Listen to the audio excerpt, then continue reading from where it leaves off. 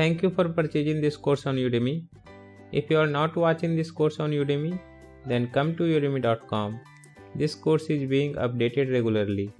In addition to that, we have discussion area where you can post your questions and doubts.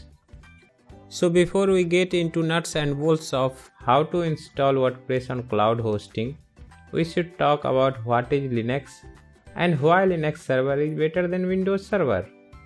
Linux is fully functional operating system just like Windows or Mac.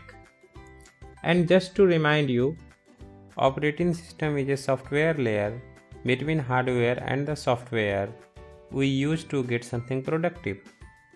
In simple words, it is something which allows software to talk to hardware. Linux was developed by this guy named Linus in 1994. After that he created Linux. He gave it to the world for free so that anyone can play and develop their own version of Linux.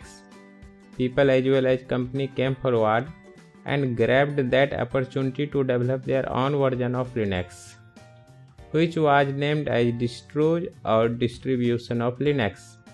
Today we have several distros of Linux like Red Hat Linux, Fedora Linux, Ubuntu Linux, Android Linux, etc. Now coming to why Linux server is preferred, basically there are 4 reasons for that. The first one is Linux server are much more stable than Windows server. Once installed and configured properly, it will run and run and run until its hardware dies out. Unlike Windows, it doesn't need to reboot it for years even after update to operating system. The second reason is security. Linux gets attacked less frequently by viruses and malwares, and vulnerabilities tend to be found and fixed more quickly by its legions of developers and users. The third reason is hardware.